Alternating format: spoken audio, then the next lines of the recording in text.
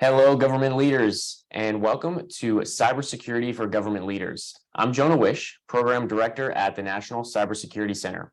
We would like to thank our program partners, the Multi-State Information Sharing and Analysis Center, or MSISAC, and StateRAMP for their contributions to this year's training. We're thrilled to be here with you today.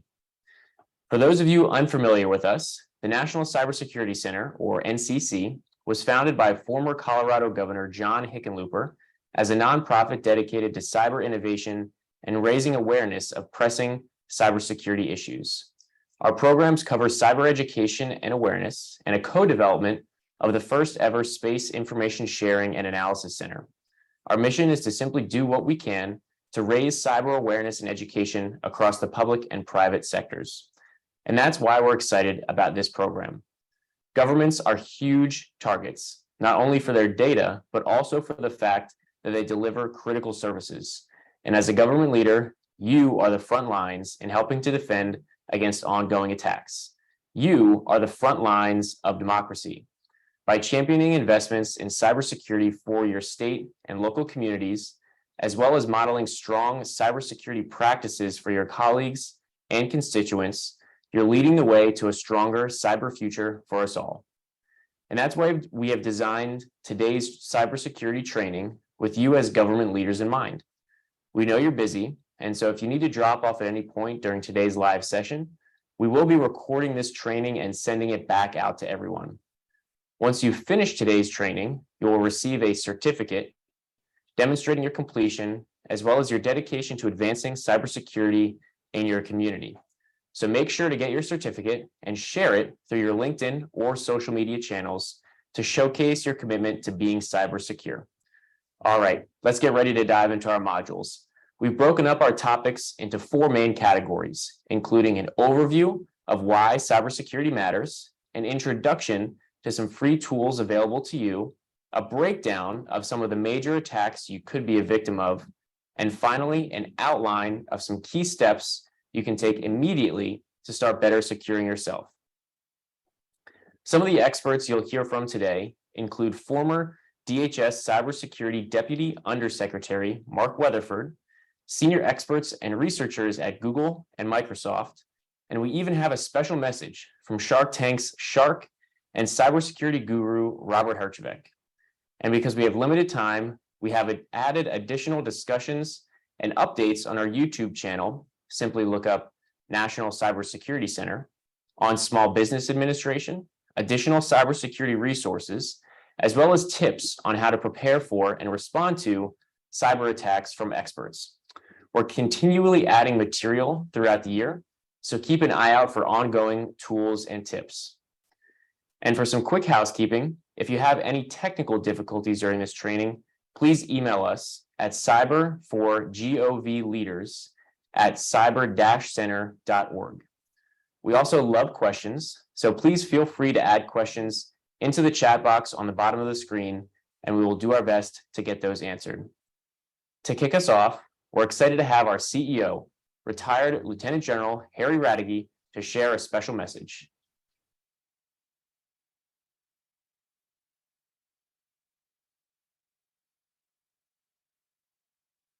Thank you for joining this training session. Cybersecurity could not be a more critical issue at this time, and I am grateful that so many of you are willing to take this time to learn how to defend yourselves against cyber attacks. I have worked in the areas of network operations and cybersecurity my entire career, from protecting the global information networks of the Department of Defense to developing cybersecurity risk management programs throughout various sectors of government, industry, and academia. I've had real-life, frontline experiences in protecting, defending, and restoring information networks from physical attacks, like establishing the restoration priorities for over 5 million circuits in New York City following the 9/11 terrorist attacks, to fighting cybercrime, espionage, and service denial attacks across both public and private enterprises. As I look across the landscape of what we now know as cyberspace, I see more opportunities for connectivity, collaboration, and innovation than ever before. But at the same time, I also see the rise of foreign threat actors, criminal organizations, and nefarious individuals who can do nearly irreparable damage with a few swift keystrokes. Never before have we dealt with such instantaneous threats, leveled against every sector of society, working daily against our individual identities and assets, critical service distribution systems, information trustworthiness, and the integrity of our most important critical infrastructures. The most recent Microsoft Exchange vulnerability, targeted at the tail of the SolarWinds incident, reveals just how important cybersecurity has become at the federal, state, and local levels of government. And of course, the recent scare at the Florida water treatment facility only makes the connection between cyberspace and our physical space that much more real. Issues like these that states and localities are facing today underline why your participation in this cybersecurity training is so important. State governments provide many services and functions that are critical to maintaining the integrity of our democracy, and you are a critical part of the defense of those activities. So not only do I hope that this raises your level of engagement on cybersecurity topics, but I hope you take advantage of individual cyber best practices shared here today, because by doing so, you are strengthening your state's operations and defenses. Thank you and enjoy the training.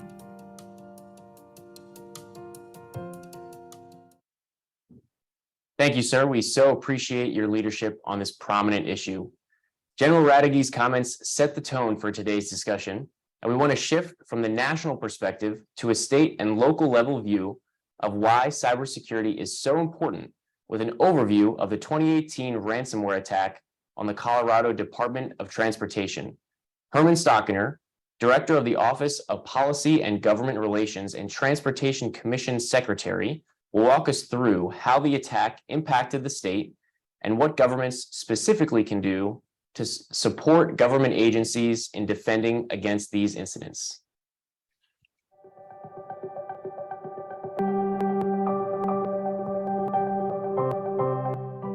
Hello, my name is Herman Stockinger. I'm the Deputy Director for the Colorado Department of Transportation, or CDOT, and I'm here to talk with you about how our agency handled a cyber attack. On February 17, 2018, an attack began to occur on CDOT's computer network. This infiltration made its way through CDOT's network, affecting servers, users' computers, and data by ransomware. Every entity of CDOT's business operation was affected in some way, and it initially put the majority of communications and operations in the dark. Questions like, can we pay our employees? Can we pay our contractors? Did the attack include infiltration of our highway electronic sign network? Even the question of how do we keep 3,000 employees busy if they can't use the computer for an undetermined amount of time were questions we realized we really weren't prepared to answer. CDOT has experience with large-scale disasters. In 2013, Colorado had unprecedented floods that washed away highways. We created an emergency response team to handle that disaster. One wouldn't think a computer software disaster is on the same scale as a natural disaster, but it really was. Similar to the response to our 2013 floods, we developed an emergency response team at CDOT. And on March 3rd, the state established a statewide unified command, including cybersecurity experts from the Colorado National Guard and led by the state's emergency management agency. Unified command not only focused on CDOT's cyber network, but the larger potential vulnerability to the statewide network. Our headquarters auditorium became a 24/7 command center where dozens of experts worked around the clock to find and eliminate threats. And then when monetary ransom deadlines were not met, a second intrusion occurred. Weak points were identified and the impacts continued to reveal themselves throughout the incident. On March 23rd, The program brought full resolution to the cyber attack. In the final outcome, CDOT never paid the ransom, and we built a stronger future for CDOT security. Between responding to the disaster and accelerating pre-planned upgrades, the disaster cost over $3 billion. Being prepared for this type of threat involves instilling a mindset for all employees that the threat is real, and involves preventative maintenance for systems and users, keeping up with the latest available technology to prevent attacks from happening, and the ability to communicate through multiple systems and diversifying resource dependency. Thank you for your time, and let's all keep doing what we can to keep ourselves and our communities safe.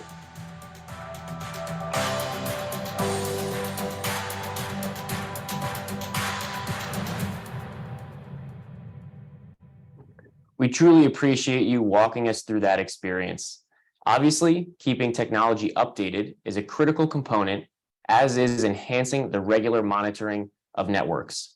Attacks like these on governments or hospitals or school districts are crippling because many communities struggle to maintain the tools, staff, and best practices needed to defend against criminals. If they don't have the needed structures and resources, chances are they don't have backups or monitoring in place to avoid paying the often hefty ransom. And every dollar spent to a cyber criminal is a dollar not spent in that community on critical needs and services. So, faced with the complex state, local, business, and personal challenges, what can you do? Well, becoming aware of how cybersecurity impacts the lives of your constituents and your own life on a daily basis is a key first step. But in addition to awareness, there are practical steps you can take as a government leader and individual to proactively work toward a cyber secure future. Those steps are what we will cover next. We won't cover every major threat or all the tools in the toolkit today, but we are going to cover some fundamentals that will help you create a foundation for more cyber learning. To start off, we want to make sure you're familiar with the services that the Multi-State Information Sharing and Analysis Center, or MSISAC, has to offer. With MSISAC's mission being to improve the overall cybersecurity posture of the U.S. state, local, tribal, and territorial government organizations through collaboration, coordination, and cooperation, we couldn't be more excited to have them as a partner in this initiative, and we're grateful for their support.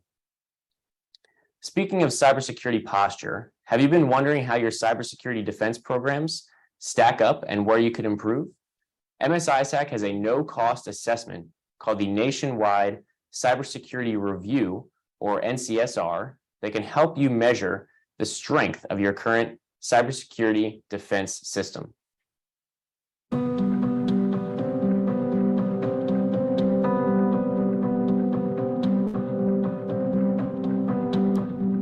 How can you evaluate the strength of your cyber defense program? If you're part of a U.S. state, local, tribal, or territorial organization, there's a no-cost solution created just for you.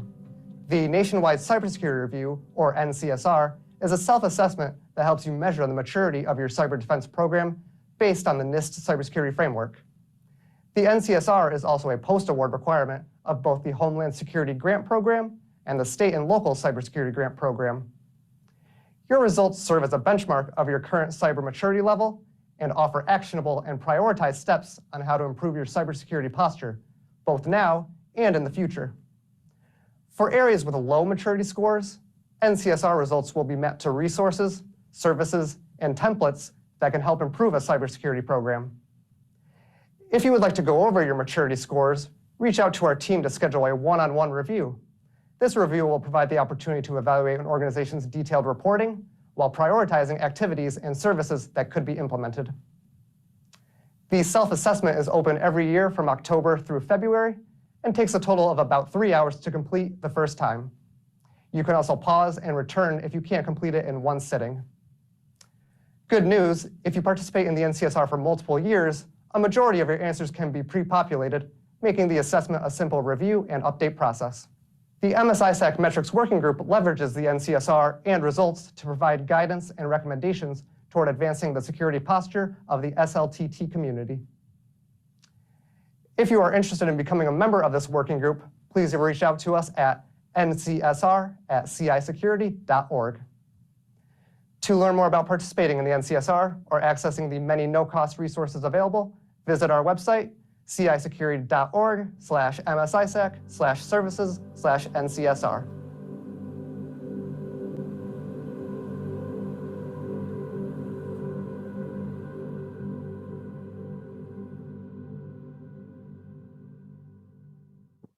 Thank you for that, Tyler. The NCSR sounds like an incredibly valuable tool. As we discuss a little later on in the training, cyber attacks are on the rise, and phishing is one of the most prominent cyber scams because they work.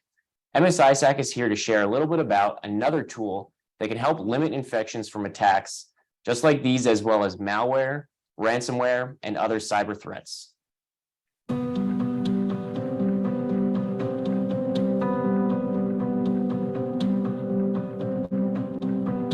Every time you use a connected device, whether it's a smartphone, laptop, tablet, or desktop, you face the risk of a cyber attack. Cyber criminals have upped their game, increasing both the frequency and sophistication of attacks. A seemingly harmless link accessed via text, web browsers, chat, social media, or email could leave you vulnerable. So, what can you do to defend your organization against cyber attacks across the board? Fortunately, as a member of the MSISAC, you have access to our malicious domain blocking and reporting service, also known as MDBR. With MDBR, the connection to harmful domains is automatically blocked. This service helps limit infections from malware, ransomware, phishing, and other common cyber threats. And the best thing, it's available at no cost. To learn more, visit our website.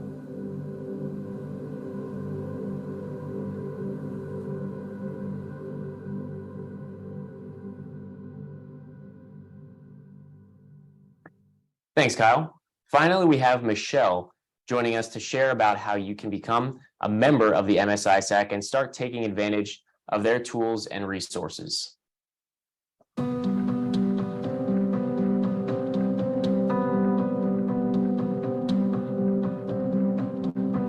Government entities of every size often face challenges when it comes to protecting their network from cyber threats. A lack of sufficient funding, increasing sophistication of threats, and emerging technologies are just a few of the hurdles public sector IT security staff face when trying to develop a robust cyber defense program. Fortunately, there's help available. All U.S. state, local, tribal, and territorial government entities can join the Multi-State Information Sharing and Analysis Center, also known as the MSISAC, to gain access to various cyber defense tools, resources, and services that can help enhance cyber defenses at no cost. As a member of the MSISAC, you have access to an advisor to complement your membership. Sign up and become an MSISAC member today.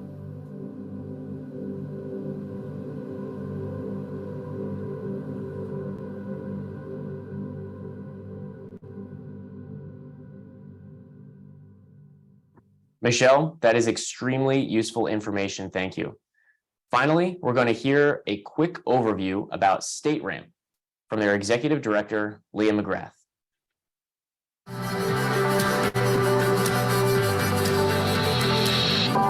StateRAMP is a nonprofit 501c6 organization. We're a membership organization with memberships for state, local governments, public education institutions, special districts, and we also have memberships for providers who offer cloud solutions to government. So we really are about bringing the government together with the providers who serve them to educate on best practices for cybersecurity and to drive toward a standardized method to verify the cloud security solutions used by government.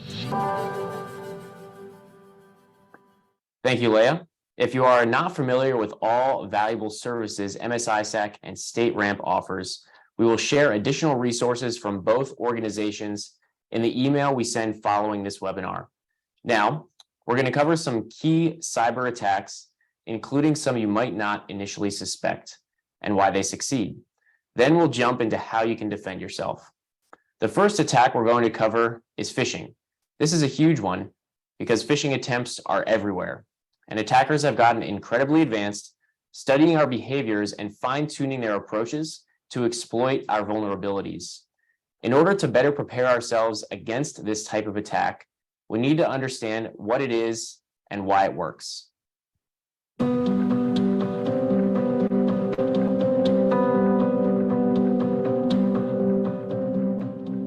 Imagine checking your email and receiving an alarming message about one of your online accounts. The email says that your account has been compromised, and it provides a link to enter your private information. The email sounds and looks legitimate, but it wasn't real. Instead, it was sent by cybercriminals looking to phish you. Phishing and spear phishing are some of the most prevalent cyber scams because they work. Phishing is when scammers send out mass emails hoping to trick people into divulging personal and financial information by pretending to be a legitimate source like a bank, a trusted retailer, or a delivery service. Phishing scammers often ask the user to reset passwords in an attempt to steal information. And unlike random phishing scams, spear phishing, just like it sounds, is highly targeted and points directly at you. Spear phishing scammers might even use social media or other public information to find out personal details. Then, they use this information to craft fake emails that sound believable and real. This type of scam is one of the most popular methods used against people of influence, just like you. If you fall for a campaign like this, you may end up downloading malicious software or malware that can infect your device. Alternatively, criminals sometimes install a type of malware called ransomware, which is designed to block access to a device until a sum of money, often in cryptocurrency, is paid. Once criminals have control over your device, they can change your passwords, steal your money, and even your identity. The good news is that there are ways to help prevent phishing emails from impacting you. Knowing what they look like is the first step. No legitimate bank, government agency, or business will send you an email requesting that you re-enter your private information. Misspellings, poor grammar, and typos are also clues to watch for. If you receive a phishing email, the best thing to do is stop. Don't click anything in the email or share it, and contact IT support. Stay vigilant, take a breath, and think before you click.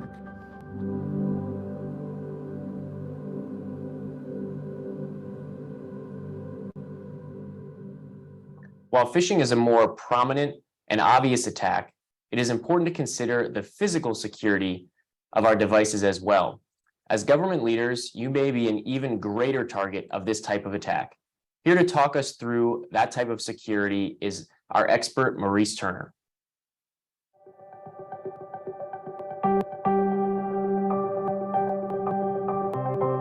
Hi, my name is Maurice Turner.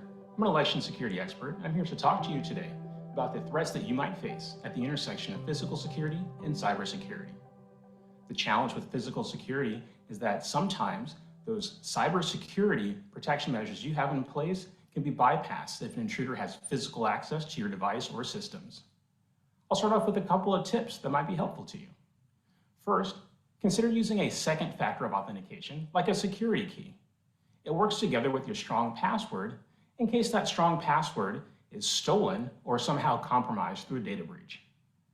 Secondly, consider having an automatic lock on your devices. This can be as short as 5 minutes. So that way, if an employee steps away from a device, the system automatically locks without the employee having to do anything. Lastly, many mobile devices have built-in remote wiping or remote tracking features. These can be activated if a device is lost or stolen and turn that device into a digital paperweight. To help put this into practice, here are a couple of scenarios that can get you planning in the right direction. The first scenario: what would happen if you needed to evacuate your building and be out of your office within 60 seconds? What devices could you quickly lock down? And what devices would remain open and unlocked for an intruder to potentially have access to? A second scenario to consider is, what would happen if an employee called you to say that their device had been stolen from their home office overnight? How would you be able to restrict access to the data that's on that device, or to help prevent that employee from being impersonated online? These are just a couple of things to consider at the intersection of physical security and cybersecurity. And as always, practice makes perfect. It's just like buckling up when you get into a car. At first you had to learn it, and someone had to show you, but now it's just second nature. So hopefully security will be second nature to you as well. Thank you for your time, and especially thank you for your efforts in keeping yourself and our communities safe.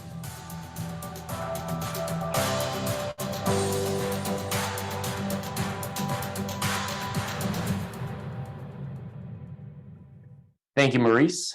To close us out of this section, we're going to switch gears to an even less tangible threat, but one that now takes place in our world daily, that of misinformation and disinformation. For this discussion, we have the NCC's Chief Strategy Officer and resident cybersecurity expert, Mark Weatherford, to share some insights.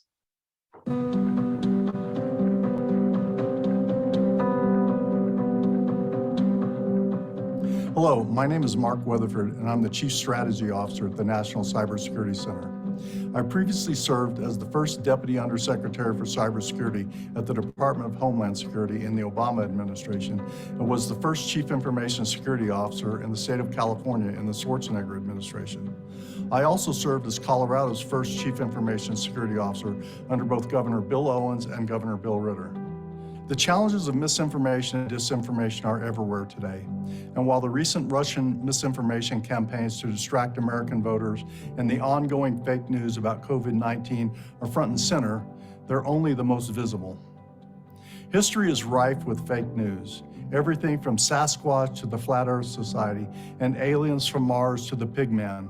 Someone is always out there looking for new ways to exploit those people willing to listen.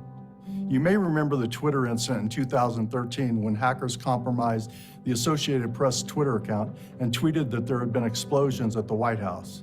This was a legitimate source, so most people, for a very short time, assumed the information was factual. The stock market even took a quick but dramatic dip following that tweet. I recently read a story about a sign taped to an elevator in an apartment building informing people that using the elevator would soon cost $35 a month.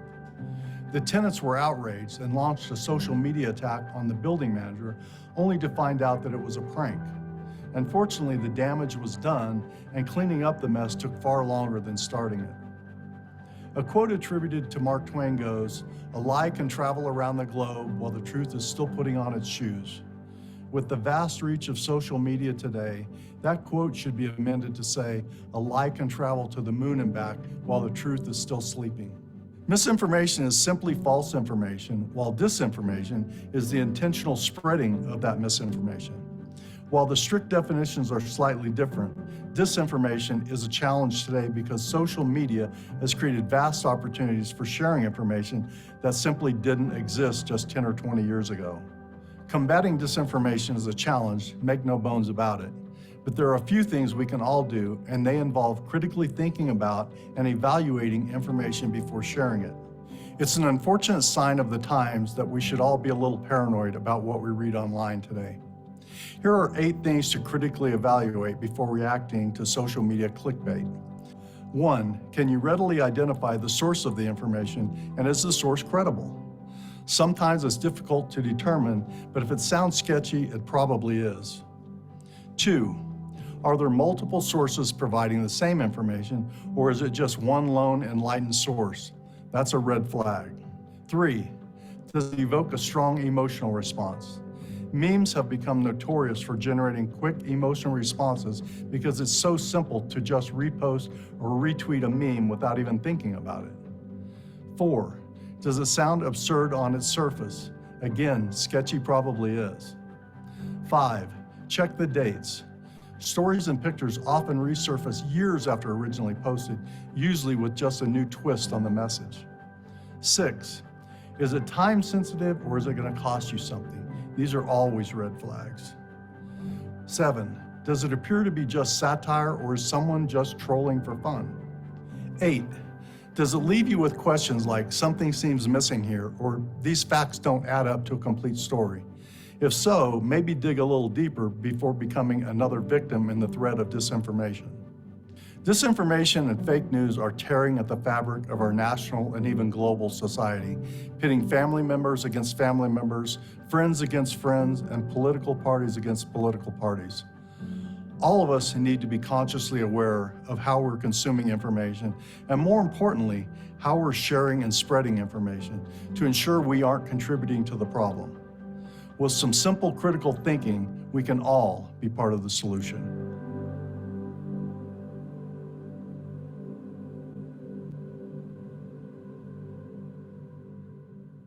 That was a lot of valuable information. Thank you, Mark. Okay, now to dive into the training. To try to make remembering some of these key points even easier and hopefully a little fun, we have outlined the top tips for practicing excellent cyber hygiene into a hopefully easy to remember acronym that Robert Herjavec, Shark Tank star and founder and CEO of Herjavec Group, has been kind enough to break down for us.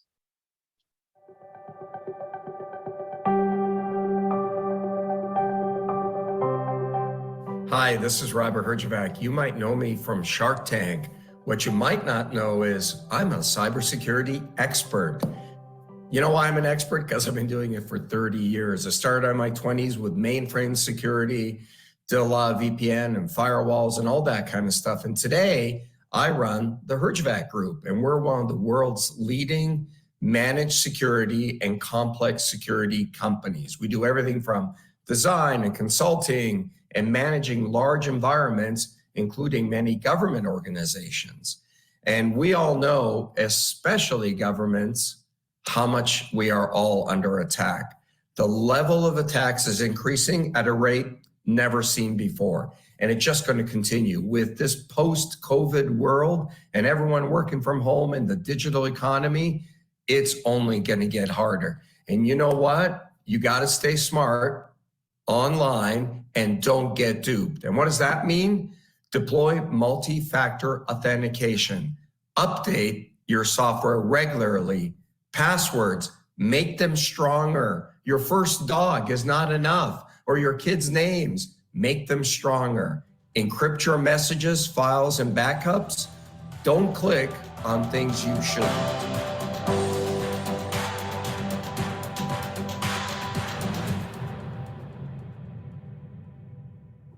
Thank you, sir. We couldn't have said it better. Now let's get into the details. To start with deploying multi-factor authentication, we're pleased to have Lucian Teo, Google's online global safety lead, to help clarify what multi-factor authentication is and how we can and should be using it.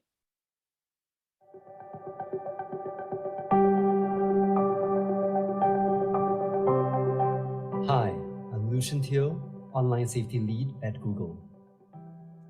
Most of us are used to logging into our various devices and online accounts using a single factor of authentication, like a password. At this point, you would have learned how to create strong passwords, and you'd also know that you should be using unique passwords for every account you have. But given the growing sophistication of cyber threats, especially those aimed at sensitive information held by state legislators and government employees, you might want to consider using more than one type of authentication, or what's called multi-factor authentication. Enabling multi-factor authentication is like adding a PIN-activated security system on top of your normal lock you already have on your front door. Multi-factor authentication incorporates different pieces of information like something you know, something you have, and even something you are. Something you know is the most common type of authentication. Passwords, passphrases, PIN numbers, secret questions, and smartphone swipe patterns all fall into this category. These types of authentication are great, but adding at least one other form of protection is critical for good cybersecurity.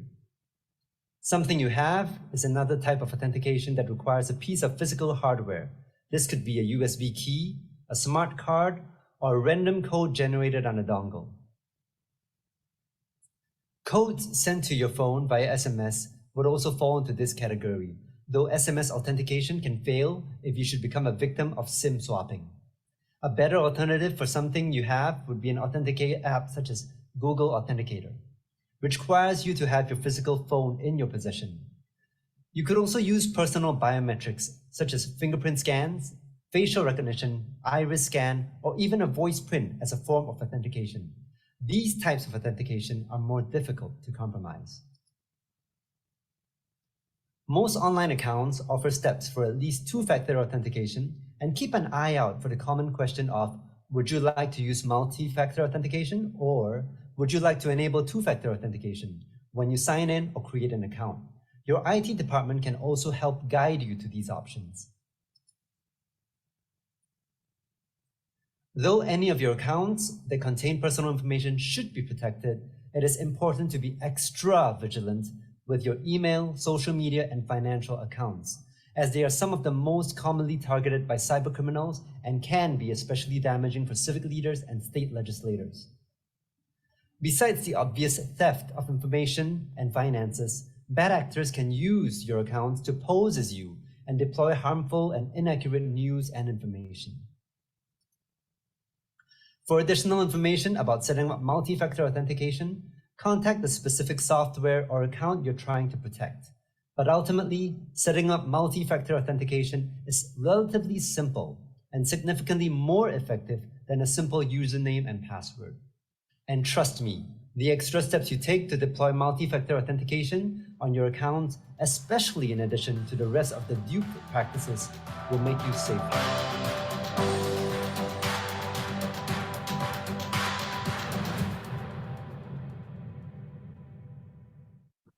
Next up is talking through software updates, why they matter, and how to do them.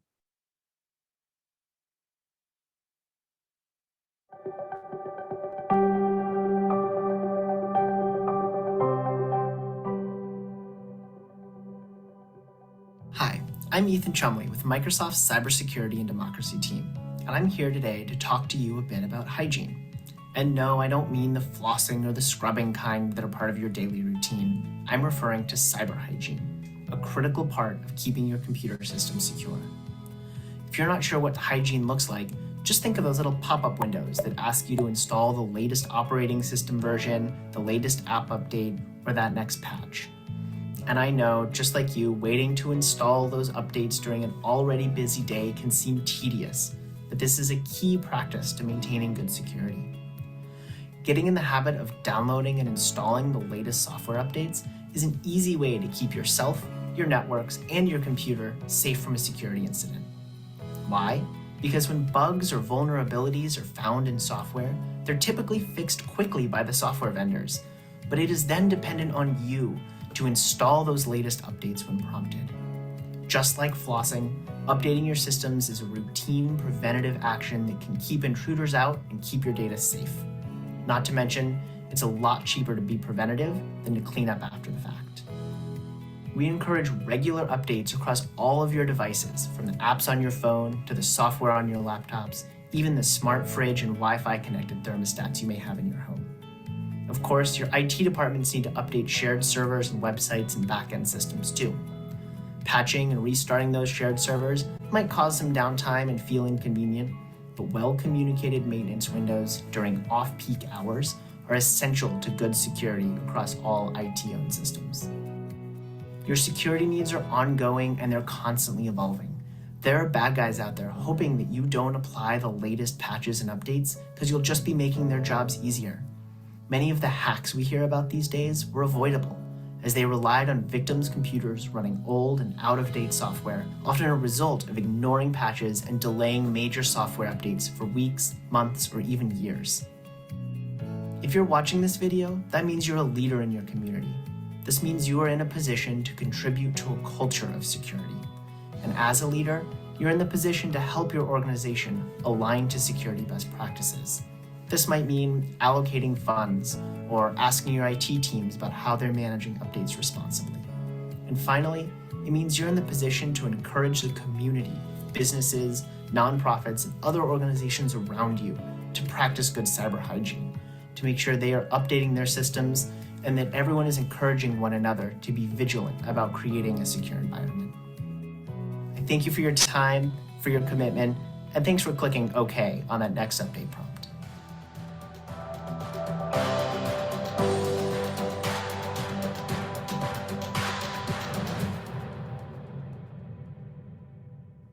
Thank you, Ethan. Now let's dive into passwords.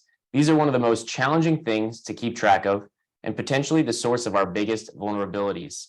Please join us in welcoming Stephanie Carruthers, the Chief People Hacker from IBM's X-Force Red Team.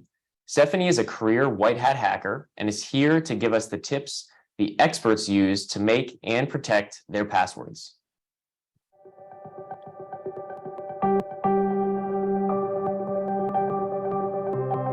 Hi, My name is Stephanie Carruthers, or you can call me Snow. I'm the Chief People Hacker at IBM's X-Force Red. I'm so excited to be talking about passwords with you today. Now, to set the stage a little bit, my team and I were a bunch of hackers. We're paid by organizations to find flaws in their cybersecurity before criminals do. Now, with that being said, I wanted to say that I'm coming at this from an attacker point of view. As I'm talking about passwords, I'm also going to be talking about how to make yourself more secure. So you might hear things like your password should be strong and secure, or your password should be long and complex. But what does that actually mean? First, let's take a step back to really understand how criminals can crack or brute force passwords. So let's say you're signing up for a new website and you enter in your new password.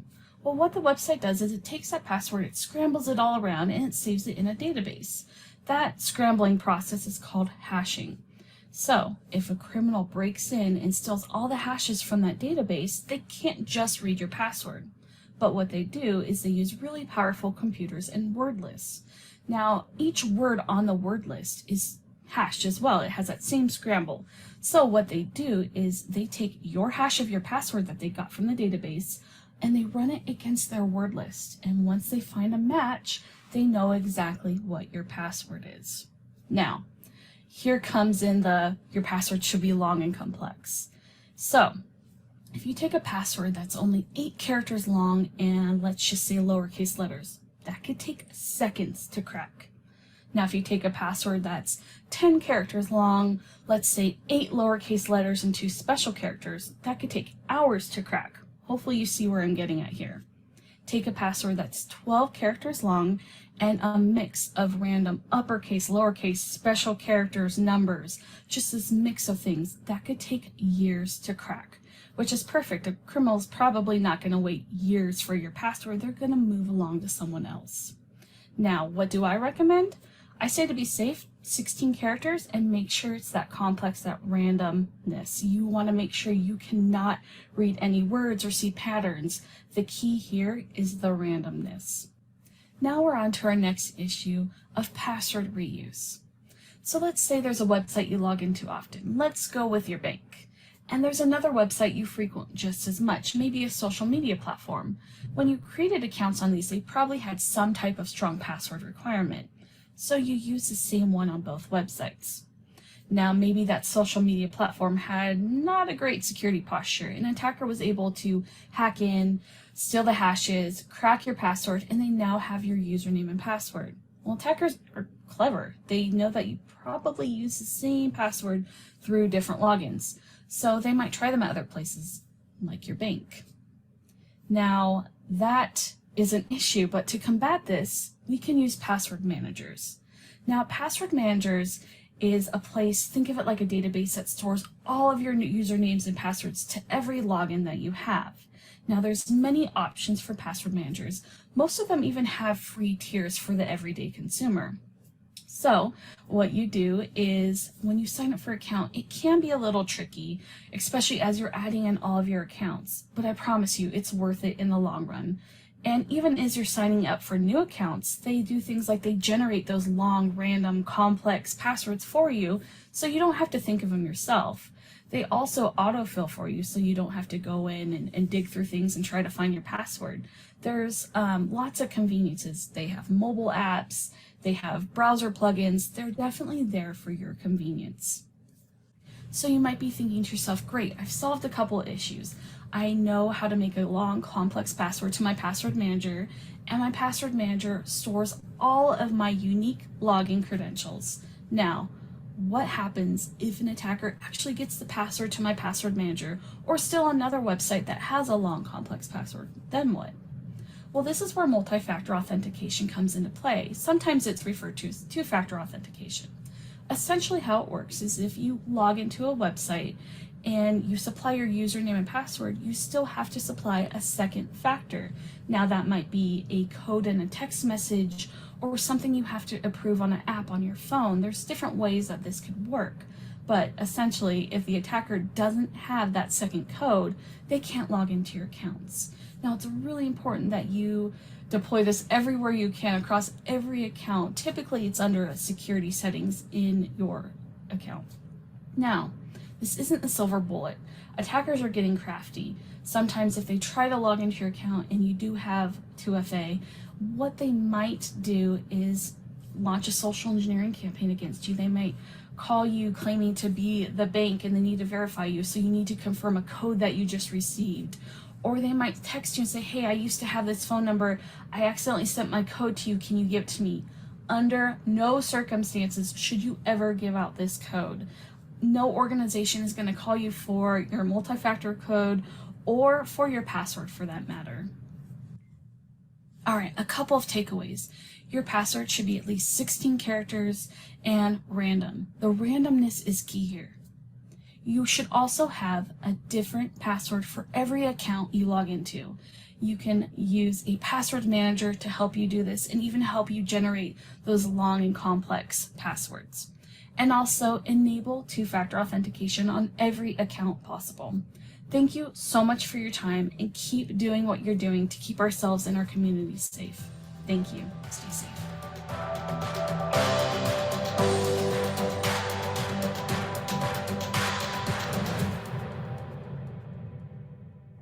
That was a great explanation, Stephanie. While 16 characters may be a little daunting, think about it this way.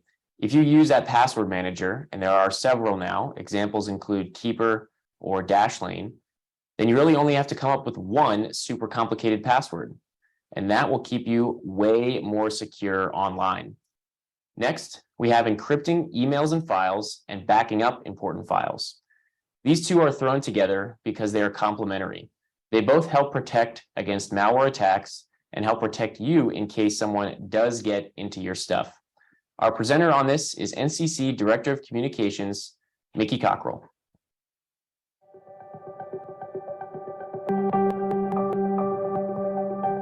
Hi, I'm Mickey Cockrell, NCC's Director of Communications. I'm so excited to jump into encrypting emails and setting up backups with you all today.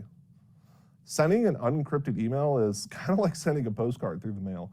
There's a chance that at least a dozen people have read its contents before it gets to its destination. When you encrypt an email, you basically add an envelope to your message so that only you and the recipient can read it. Now, before you deploy this option, make sure to find out if your intended recipient has encryption actually set up in their mail system. It's pretty easy to identify because it should come up automatically as an option or be available in the More section of composing an email. If your recipient does have encryption available, simply select Encrypt and you should be good to go.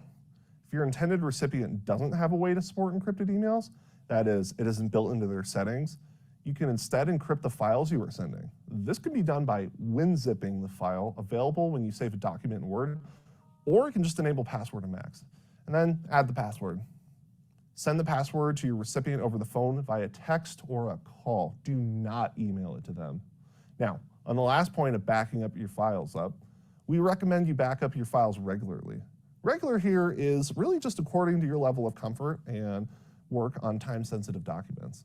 We recommend that you deploy a both and approach here when it comes to backing up to a cloud-based system as well as an external hard drive. This will keep you doubly secure and confident that you have your important files available if anything does happen to your devices. I know what's helped me a lot in this area is sending a calendar reminder just to back up my files monthly and to make sure that my automatic updates to the cloud are active and ongoing. Remember to stay vigilant and keep your emails and files secure.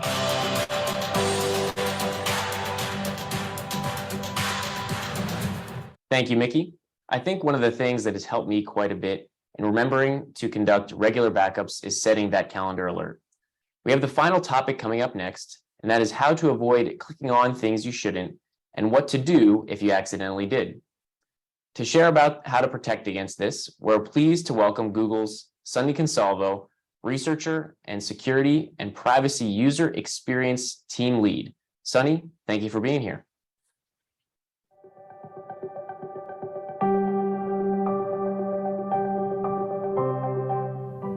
Hi, I'm Sunny Consalvo, a researcher at Google who focuses on security, privacy, and abuse topics. By now, you've learned a lot about how to avoid email phishing campaigns. So in this module, we're going to dive a bit more deeply into how to be aware of what not to click on when it comes to web pages, and what to do if you accidentally do. Let's be honest, we've all done something we shouldn't have. We've all clicked that link. You know, the one that takes you to a shady website or starts to download something onto your computer. So what are some ways to avoid doing that? First, let's talk about how you might figure out that you're on a shady webpage. One sign might be that if you try to leave the page, you get bombarded with a pop-up asking you some version of, "Are you sure you want to leave this page?" Or maybe, "Install our antivirus program." That should be a red flag right there. Another sign might be that you get a pop-up to sign up for more information, especially if it's hard to click out of that, before you've even reached the actual content. If the site is only mildly shady, be careful to not share any personal information or sign up for anything on your way out, and just X out of that tab. But if it won't let you out, try closing out of your browser entirely. If that doesn't work and you're on a Windows computer, go to your Start button and look for your Task Manager. From your Task Manager, look for your internet browser in the list, select it, then end that task. If you're on an Apple computer, go to the Apple menu, select Force Quit, then look for your internet browser in the list and force it to quit. At this point, it would be a good idea to open your antivirus software and run a scan. If you're unsure how to do this, check in with your legislative IT staff or your personal organization's IT staff to walk you through those steps. Though you may end up on less savory sites through simple internet searches, another way can be from links you receive in an email or text message. Before opening a link from a text, make sure you know who sent it to you, that it's someone you trust, and then it really is them who's sending it. If you don't know who it is or are suspicious that it might not really be who you think it is, don't open it. You can always contact the sender another way, for example, by giving them a call, just to make sure it's not a phishing attack. And when it comes to email, there are several tools you can use to proactively scan for malicious links or attachments. If you want to check where the link leads to, hover over it and make sure you recognize the source and that the source in the hover matches what's in the email. It's a good idea to check the source in your internet searches too, to make sure the domain you're about to click on is the right one. Most email platforms now have some type of alert or warning to draw your attention to potentially suspicious content. With Google's Advanced Protection Program, for example, even more stringent checks are performed before you try to download something. Advanced Protection flags and may even block file downloads that may be harmful. These steps to protect yourself aren't done in a vacuum. Remember to keep all of your software, apps, and devices updated, and ask IT for support in installing trusted antivirus software, firewalls, and email filtering. And of course, always back up your files. Criminals can't make you pay for information you already have. If you think your computer or device may be acting in a strange or suspicious way, or if you're simply unsure whether something is wrong, reach out to IT for help. Stay alert, practice good cyber hygiene, watch the other videos in this series for more information about what to look out for, and whatever you do, if you're not sure about it, don't click it. Thanks so much for your time. Your diligence keeps us all safer.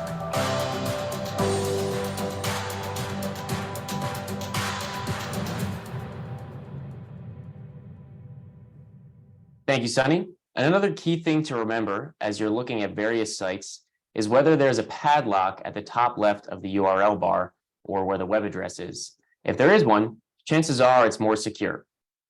Well, that's it for us today. Before we drop off, we want to remind you to keep an eye out for your certificate. We also want to note that you'll be added to our newsletter that shares ongoing security tips.